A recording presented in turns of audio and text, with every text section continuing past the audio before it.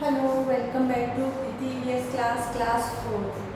Now we were discussing about the chapter number 6 of EVS flowers. In the previous video lecture we have discussed the uses of flower. We have discussed the different types of uses of flowers. For example, flowers are used for making bouquet, flowers are used for decoration, flowers are used for making perfumes, flowers are used for making rangolis, and flowers are used for the funerals, etc. also. These types of different uses we have discussed in the previous lecture. हम लोग previous lecture में ये सब कुछ discuss कर चुके हैं कि डिफरेंटली फ्लावर्स को किस किस रूप में हम यूज कर सकते हैं. Now in today's video lecture we will discuss the remaining points about the uses of flowers, and the other point that we will discuss are bees and flowers. We will discuss in detail the bees and flowers and florography. फ्लोरीग्राफी के बारे में हम study करेंगे और जो bees हैं किस प्रकार से इनसे हनी एक्सट्रैक्ट किया जाता है ये सब स्टडी करेंगे. तो सबसे पहले remaining part of uses of flowers discuss करेंगे. So let's start from the text book.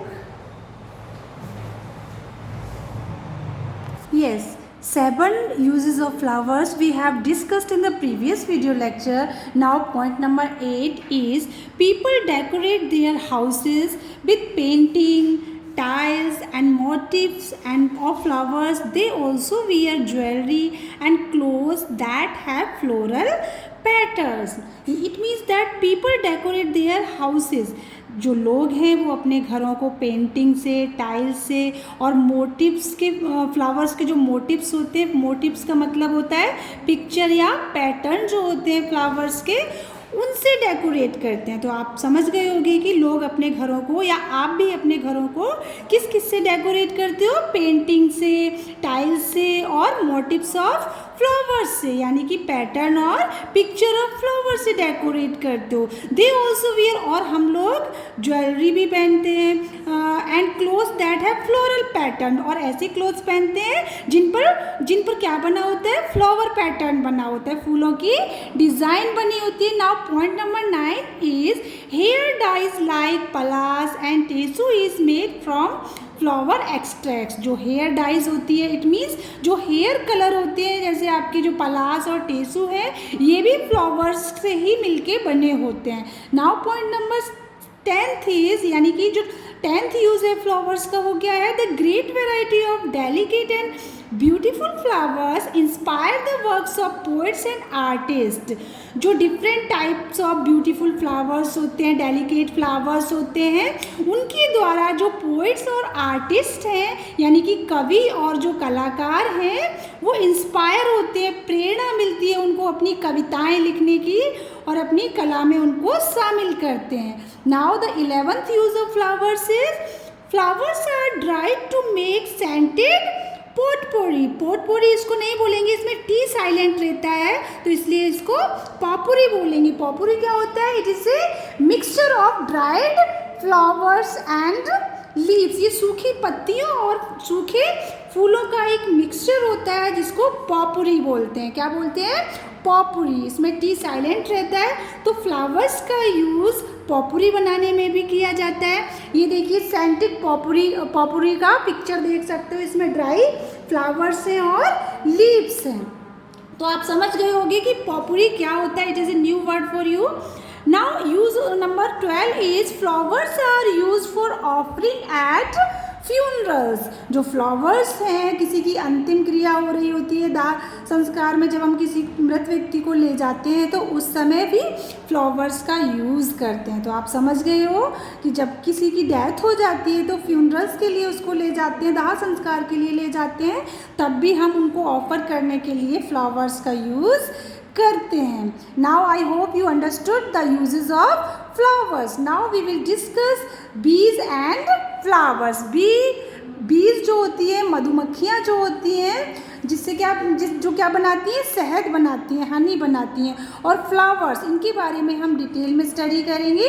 Flowers have नेक्टरीज that attract बीज एंड बर्ड्स। जो फ्लावर्स होता है उनमें नेक्टरीज होता है जिसके कारण से जो बीज हैं और जो बर्ड्स हैं वो क्या होती है, अट्रैक्ट होती है, आकर्षित होती है। अब नेक्टरीज क्या होता है, ये एक प्रकार का रस होता है, फूलों का रस होता है जो बीज और बर्ड्स को अपनी तरफ आने के लिए अट्रैक्ट करता है। बीज हैव कलर विजन। जो मधुमक्खियाँ होती हैं उनमें एक रंग के प्रति दृष्टिकोण होता है, विजन होता है। Thus they choose to visit colourful flowers. और इसी कलर विजन के कारण ही जो बीज होती हैं वो कलरफुल फ्लावर्स को चूज करती हैं विजिट करने के लिए।